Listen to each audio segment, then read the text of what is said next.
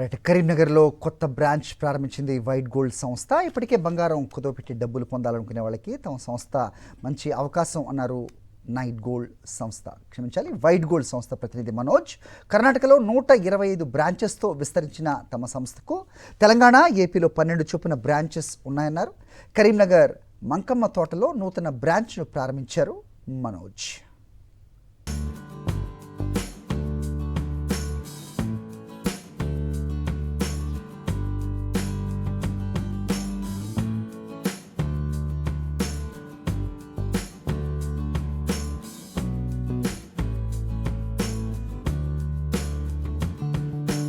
Gold అనేది మేము customers దగ్గర గోల్డ్ పర్చేస్ చేస్తాం అన్నమాట. ఎవరికైతే మనీ రిక్వైర్మెంట్ ఉంటుంది, ఎమర్జెన్సీ రిక్వైర్మెంట్ మనీది ఉంటే మనము కస్టమర్స్ దగ్గర గోల్డ్ పర్చేస్ చేసి వాళ్ళకు మనీ ట్రాన్స్ఫర్ చేస్తాము.